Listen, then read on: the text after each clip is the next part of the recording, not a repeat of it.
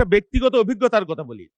আমরা যখন বিগত রিজিমে জেলখানায় ছিলাম, ডিবির হেফাজতে ছিলাম, পুলিশের হেফাজতে ছিলাম, এক পুলিশ কর্মকর্তা আমাদেরকে বলেছিল, আপনারা তো বোকা, কি রাজনীতি করেন, জীবনেও ক্ষমতায় আসতে পারবেন না, আপনার নেত্রীও দেশে আসতে পারবে না, জেলখানায় মৃত্যুবরণ করবে, আপনার নেতাও কোনোদিন আসতে পারবে না, আর আপনার জেল হবে 1000 বছর, আমাকে বলেছিল। তা আমি বললাম কি কারণে ভাই? কয় দেখেন না, হাসিনা আমাদেরকে সব উজাড় করে দিয়ে দিছে, ক্ষমতা দিছে, অর্থ দিছে, বেতন দিছে, বোনাস দিছে, যা চাই তাই আমাদের দিয়েছে, স্বাধীন করে দিয়েছে, আমরা তারে ক্ষমতায় রেখে দিছি। যে তৎকালীন প্রধানমন্ত্রী বিধানচন্দ্র রায়, ডাক্তার বিধানচন্দ্র রায়, তিনি একজন বিখ্যাত চিকিৎসক ছিলেন, কংগ্রেস দলীয় মুখ্যমন্ত্রী, আর বিরোধী দলে ছিল বামফ্রন্ট জ্যোতি বসুরা আর কি। তো এক সময় এই হাউজে যখন উত্তপ্ত বাক্য বিনিময় প্রায়ই হতো, তো এক সময় জ্যোতি বসু যখন বক্তব্য দিচ্ছিলেন, চিৎকার করে হঠাৎ করে ডাক্তার বিধানচন্দ্র রায় তাকে থামিয়ে দিয়ে বললেন, মাননীয় স্পিকার, আমি একজন গলার নাক কান গলার চিকিৎসক হিসেবে দেখতে পাচ্ছি যে তার এই বক্তৃতা এবং চেঁচামেচিতে তার গলার অনেক ক্ষতি হয়ে যাচ্ছে, এখনই তার বক্তব্য বন্ধ করে দেওয়া দরকার। এবং সাথে সাথে তিনি তার পেট থেকে একটা ওষুধের নাম লিখে দিলেন এবং সেটা জ্যোতি বসুকে দেওয়া হলো। সেটা নিয়ে অনেক হাস্যরস হলো। তো বিধানবাবুর কথা এই জন্য বললাম, আমাদের সংসদে মাঝে মাঝে উত্তপ্ত বাক্য বিনিময় হয়। আমাদের এখানে কোনো চিকিৎসক নাই, আমাদের মাননীয় প্রধানমন্ত্রীও চিকিৎসক নান, তার প্রিয় সহধর্মিণী একজন মেধাবী চিকিৎসক, গোল্ড মেডেলিস্ট, তিনি তো আর সংসদে নাই। আমাদের জাহিদ ভাই সহ বেশ কয়েকজন আছে, আমি অনুরোধ করবো একজন গলার চিকিৎসা এখানে রাখলে ভালো হবে। তো যাই হোক, আমি বাজেট বক্তব্য দিব, তার আগে একটি কথা বলি যে মাননীয় অর্থমন্ত্রী ছিলেন সাইফুর রহমান, এক সময় দীর্ঘদিন তিনি 13টি বাজেট উপস্থাপন করেছেন। তিনি যখন বিদেশে গিয়েছিলেন, একবার পাকিস্তান সফরে ফেরবার পথে মাননীয় প্রধানমন্ত্রী বেগম খালেদা জিয়ার পেছনেই তিনি ছিলেন। তো বেনজির ভুট্টো তাকে দেখিয়ে বললেন বিদায় দেওয়ার সময় যে, মাননীয় প্রধানমন্ত্রী, আপনি তো চলে যাচ্ছেন, কিন্তু আপনার দেশের অর্থনীতির চেহারা বদলে যাওয়া এই জাদুর কাঠিটাকে যদি আমাকে দিয়ে যেতেন, আমাদেরকে দিয়ে যেতেন। তো যাই হোক, সাইফুর রহমান নাই, তিনি তার বাংলাদেশের অর্থনীতির চেহারা বদলে দেওয়ার জন্য বেগম খালেদা জিয়ার সহকর্মী হিসেবে 13টি বাজেট দিয়েছিলেন। এবং বাংলাদেশের এই বাজেটের মধ্যে ভ্যাট প্রথার প্রবর্তন সাইফুর রহমান করেছিলেন। তখন অনেক বিরোধিতা হয়েছিল, কিন্তু আজকের দিনে এই ভ্যাট বাংলাদেশের বাজেটের একটা গুরুত্বপূর্ণ অনুষঙ্গ হয়ে গেছে, না হলে আমাদের বাজেট করা কঠিন হয়ে যেত। কিন্তু সাইফুর রহমান বেগম খালেদা জিয়া না থাকলেও তাদের যে অনুষ্ঠিত নীতি আদর্শ, সাইফুর রহমানকে প্রশ্ন করা হয়েছিল, আপনি বাজেট করবার সময় কি মাথায় রাখেন? তিনি বলেছিলেন যে বাংলাদেশের সবচাইতে যে প্রান্তিক মানুষটা, সেই মানুষটার কথা আমার মাথায় থাকে বাজেট করবার সময়। তো সেই জন্য এইবারকার বাজেট আমি দেখলাম দীর্ঘদিন পরে, আমার বন্ধু সহকর্মী আইনমন্ত্রী যেটা বলেছেন যে বাজেটের পরে, আমি 39 বছরের রাজনৈতিক কর্মী, আমরা দেখতাম যে বাজেটের পরে ব্যানার রেডি থাকতো, এক পক্ষ এই বাজেট গণবিরোধী মানি না, আর এক পক্ষে এই বাজেটকে স্বাগত জানায়, গরিবের বাজেট বলে মিছিল করত।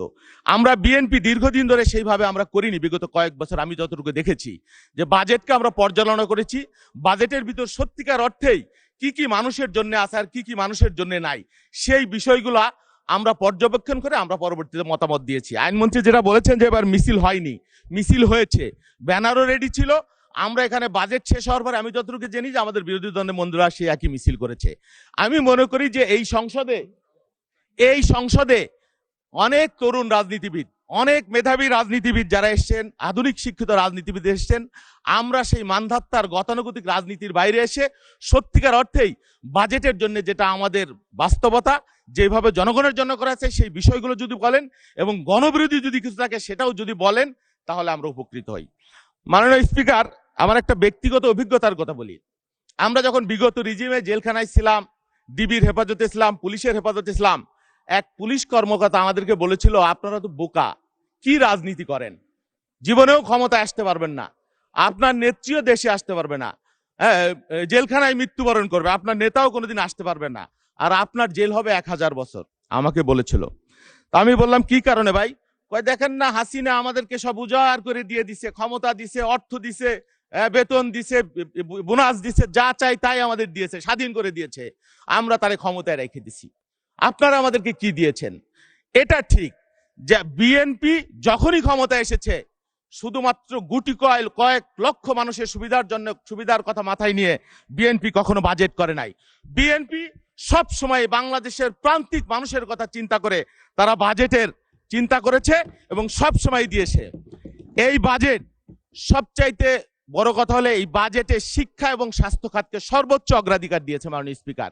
যদি এই বাজেটে স্বরাষ্ট্র মন্ত্রণালয় গুলি, বোমা, টিয়ার গ্যাস, সাউন্ড গ্রেনেডের জন্য বেশি বেশি বরাদ্দ থাকতো, তাইলে আমরা মনে করতাম যে বিরোধী দল দমন করবার ইন্টেনশন আছে। একটা ইন্ডিকেশন তো আছে। কতগুলো সামাজিক সুরক্ষা খাতে 1,43,000 কোটি টাকা, এটা শুধু বিএনপির মানুষের জন্য তো না মাননীয় স্পিকার। আমরা খেয়াল করলাম যে শিক্ষা খাতে বরাদ্দের মানেটা কি। আপনি খুব ইমিডিয়েট রেসপন্স কিন্তু বিএনপি পাবে না যে আগামী বছরই এত টাকা বরাদ্দের জন্য বিএনপি একটা বিরাট বেনিফিট পাবে, নট দ্যাট। এটার একটা সুদূর প্রসারী ইম্প্যাক্ট আছে। ধরেন আমাদের অর্থনীতি যদি ডিস্ট্রয় হয়, আমরা সেটা রিকভার করতে পারি কোনো না কোনো ভাবে। আমাদের গণতন্ত্র যদি ডিস্ট্রয় হয়ে যায়, সেটা আমরা রেস্টোর করতে পারি কোনো না কোনো ভাবে। কিন্তু আমার জাতি, আমার এডুকেশন যদি ধ্বংস হয়ে যায়, সেটা তো আমরা রেস্টোর করতে পারি না। সেই জন্যে আমাদের এই শিক্ষা খাতে নতুন নতুন যে পদ্ধতি, উদ্ভাবনী শক্তি এবং যে বরাদ্দ, এটা আমাদেরকে অভিভূত করেছে। আমি বিশ্বাস করি এর একটা সুদূর প্রসারী ফল এই জাতি এবং দেশ পাবে। আমাদের বিরোধী দলীয় বন্ধুরা নানানভাবে সমালোচনা করেন, আমাদের প্রধানমন্ত্রীকে নিয়ে সমালোচনা করেন যে আর সময় দেওয়া যাবে না, হাসিনা গেছে যেই পথে, তারেক যাবে সেই পথে। কি কারণে সেই পথে যাবে আমি ঠিক জানি না। একসাথে আন্দোলন করলাম, একসাথে লড়াই করলাম, একসাথে জেল খাটলাম, একসাথে নিপীড়িত হইলাম। 18 সালে আপনার মার্কা নাই, আপনি আমার মার্কা দিয়ে নির্বাচন করলেন। এখনই যদি বলেন হাসিনা যাবে যেই পথ গেছে যেই পথে, তারেক যাবে সেই পথে, এই যে রাজনীতি এত অসহিষ্ণু হয়ে গেলেন 3.5 বছর, 3.5 মাস, 5 বছরে একটা সরকার, 3.5 মাস কত সময় হয়ে গেল আমি জানি না। আপনারা এই ধরনের বক্তব্য দিচ্ছেন, এই ধরনের কথা বলছেন। তারেক রহমান কি 1400 মানুষকে গুলি করে হত্যা করছে? তারেক রহমান কি লক্ষ লক্ষ গায়েবী মামলা দিছে? তারেক রহমান কি গুলি করে, সাউন্ড গ্রেনেড দিয়ে রাজনৈতিক দলের সমাবেশ নিশ্চিহ্ন করে দিছে? তারেক রহমান কি হাজার হাজার গুম করছে? তারেক রহমান কি হাজার হাজার মানুষকে অন্ধ করছে, পঙ্গু করছে? হাজার হাজার কোটি টাকা বিদেশে পাচার করছে? যে আপনারা আর সময় দিবেন না, এখনই হাসিনা গেছে যেই পথে, তারেক রহমান যাবে যেই পথে। এটা কোন ধরনের বক্তব্য, কোন ধরনের অসহিষ্ণুতা, এটা আমি জানি না। এবং আরো কেউ কেউ আরো বাড়ায় বলে। আর বিদেশে একটা গ্রুপ আছে, তারা তো বলেই এই আসলাম, এই নামলাম। আরে ভাই, 17 বছর যুদ্ধ করেছি, লড়াই করেছি। এইসব ফেসবুকের আলাপ, ইউটিউবের আলাপ, এইগুলো দিয়ে মানুষকে বিভ্রান্ত করা যায়? আমরা মানুষের জন্য বাজেট দিয়েছি মাননীয় অর্থমন্ত্রী, এবং তিনি বাজেট বক্তৃতায় এবার পরিষ্কার করে বলেছেন যে এটা, এই বাজেটের মূল লক্ষ্য হলো যে প্রান্তিক জনগোষ্ঠী, যাদেরকে নিয়ে মানুষ কখনো চিন্তা করে না, একেবারে নিচের যে মানুষ, সেই মানুষটার কথাও তিনি মাথায় রেখেছেন এবং কাজ করেছেন। শুধু চাই না মাননীয় স্পিকার, এখানে অনেকগুলা ইস্যু দেখেন। মাতৃ ও শিশু স্বাস্থ্য 2,266 কোটি টাকা, এটা কি শুধু বিএনপির মা, বিএনপির শিশু? তারপরে আপনার ঔষধ ভ্যাকসিন 7,623 কোটি টাকা। তারপরে দেখেন আপনি 24 ঘন্টা অ্যাম্বুলেন্স সেবার জন্য 400 কোটি টাকা। কখনো এটা কিন্তু বিগত দিনের কোনো বাজেটে এই ধরনের চিন্তা আমরা দেখি নাই। তারপরে চিকিৎসা স্বাস্থ্যকর্মী নিয়োগ হবে 1,05,000 কোটি টাকা।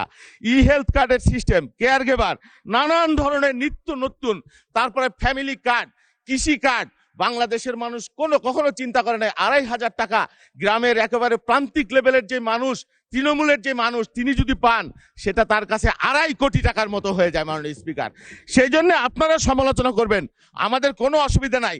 আমরা বিশ্বাস করি দিন শেষে এই বাজেটের উপকারিতা আপনারা যখন পাবেন, তখন আপনারা মনে করবেন, এবং রবীন্দ্রনাথের সেই কবিতার মতো, আজকে তোরে কেমন ভেবে অঙ্গে রে তোর ধুলো দিবে, কাল সকালে মালা হাতে আসবে রে তোর পিছে পিছে। মাননীয় স্পিকার, সিনিয়র সিটিজেন 65 বছর বয়স যাদের, তাদেরকে বিনামূল্যে ট্রেন ভ্রমণ এবং 25% কম ভাড়ায় মেট্রো রেল ভ্রমণের যে ব্যবস্থা করা আছে এই বাজেটে, এটাও একটা অভিনব পদ্ধতি। বাংলাদেশের ইতিহাসে এই ধরনের বাজেট, এই ধরনের চিন্তা কেউ কখনো করেনি। তো সেই জন্য আমরা বলবো যে বাজেট নিয়ে আপনারা অবশ্যই সমালোচনা করেন, এবং এই বাজেট আমি বিশ্বাস করি যদি বাস্তবায়ন, ওনারা বলেন যে কল্পনা বিলাসী, মাননীয় আইনমন্ত্রী যেটা বললেন, আরে ভাই, কল্পনা বিলাসী না হলে কি হবে? বলা হয় যে মানুষ তার স্বপ্নের চাইতে বড়, স্বপ্নের সমান বড়। মানুষের যদি স্বপ্ন না থাকে, আপনি যদি আকাশ ছোঁয়ার চেষ্টা করেন, নিশ্চয়ই আপনি ছাদ পর্যন্ত যেতে পারবেন। আর আপনি যদি ছাদে যেতে চান, তাহলে তো আপনি মেঝে থেকেই উঠতে পারবেন না। বাজেট হলো আমার আগামী দিনের স্বপ্ন, আমার আগামী দিনের আকাঙ্ক্ষা। আমি এটা করবো এই দেশের মানুষকে নিয়ে, এই দেশের মানুষের জন্য, মানুষের কল্যাণে। সেই চিন্তা, সেই স্বপ্ন যদি আপনার না থাকে, তাহলে তো আপনি কিছুই করতে পারবেন না। এই বাজেট 100% বাস্তবায়িত হবে, কোনোদিন হয়েছে জানি না। বিদেশি ঋণের কথা ওনারা বলেন, তৃতীয় বিশ্বের দেশে কোথায় কোন দেশে কখন ঋণ ছাড়া বাজেট হয়েছে আপনি বলেন? আপনি জানি না। শুধু ঋণ তো আমরা নিচ্ছি না, ঋণ তো পরিশোধও করবো আমরা। বিগত সরকারে রেখে যাওয়া ঋণ 1,27,000 কোটি টাকা। মাননীয় অর্থমন্ত্রী যেটা আমাদের বাজেট বক্তৃতায় বলেছেন, শুধুমাত্র ওই ঋণ নিব এই আতঙ্ক, এই জুজুর ভয়, এটা যদি দেখান তাহলে হবে না মাননীয় স্পিকার। সেই জন্য আমি বলছি যে আপনি দয়া করে এই বাজেটকে আপনারা সহযোগিতা করেন। অহেতুক বিরোধিতার কারণে ধন্যবাদ। আচ্ছা, আর 2 মিনিটে আপনি সাম আপ করুন। মাননীয় স্পিকার, আমি বাজেট নিয়ে আর বেশি না বলি, আমি শুধু একটা কথা বলবো যে আমার এলাকার মানুষ, আমার মাননীয় প্রধানমন্ত্রী আমাকে পাঠিয়েছিলেন, শূন্য হাতে আমি গিয়েছিলাম। তারা আমাকে বুক ভরা ভালোবাসা দিয়েছেন, হৃদয় উজাড় করে দিয়েছেন। 53,000 ভোটে আমি বিজয়ী হয়েছি। তাদের কিছু দাবি দেওয়া তো এখানে বলার প্রয়োজন। আমার এলাকা থেকে অনেকেই ফোন করে, বিদ্যুতের বিরাট সমস্যা হচ্ছে ইদানিং। আমি মাননীয় বিদ্যুৎ মন্ত্রী আছেন, দয়া করে যদি উনি একটু ব্যবস্থা নেন আমরা খুব খুশি হব। আমার এলাকা একটা রাজনৈতিক ভৌগোলিক গুরুত্বপূর্ণ এলাকা, 28টি জেলা 21টি জেলার প্রবেশদ্বার। এখানে একটা হাসপাতাল মাননীয় প্রধানমন্ত্রী বেগম খালেদা জিয়া বিগত দিনে 2003 সালে 30 শয্যা থেকে 50 শয্যা করেছিলেন, ভাঙ্গা হাসপাতাল। সেটা মাননীয় প্রধানমন্ত্রী এখন 100 শয্যা করেছেন। আমি অনুরোধ করব দয়া করে এই হাসপাতালটা গুরুত্বপূর্ণ জায়গা, 250 শয্যা যদি করে দেওয়া যায়। আমার এখানে একটা ট্রমা সেন্টারের খুব প্রয়োজন। আমি নির্বাচনের সময় কমিটমেন্ট করেছি যে মাননীয় মন্ত্রীকে অনুরোধ করে আমি এনে দিব। মাননীয় স্পিকার, অনেক মানুষ বেঘরে মারা যাচ্ছে তাৎক্ষণিক চিকিৎসার অভাবে। একটা গুরুত্বপূর্ণ জায়গা, একটা ট্রমা সেন্টার যদি আমাদেরকে দেওয়া হয় তাহলে মানুষ খুবই উপকৃত হবে। মাননীয় স্বাস্থ্যমন্ত্রী রয়েছেন, আমি প্রায় যাই, অনুরোধ করি মন্ত্রীদেরকে, কিন্তু খুব একটা ফল পাই না। আমার মাননীয় প্রধানমন্ত্রী আছেন, নিশ্চয়ই তিনি বিষয়টি দেখবেন এবং বিবেচনা করবেন। নদী ভাঙন, 7-8টি ইউনিয়ন নদীর কবলে বিলীন হয়ে গেছে, অনেক মানুষ সর্বহারা। সদরপুর উপজেলা, চরভদ্রেশ্বর উপজেলায় মাননীয় পানি মন্ত্রী রয়েছেন, তাকে আমি অনুরোধ করব যে এই নদী ভাঙনের বিষয়ে যদি আপনি একটু ব্যবস্থা গ্রহণ করেন তাহলে আমার এলাকার মানুষ খুবই উপকৃত হবে। ধন্যবাদ মাননীয় স্পিকার।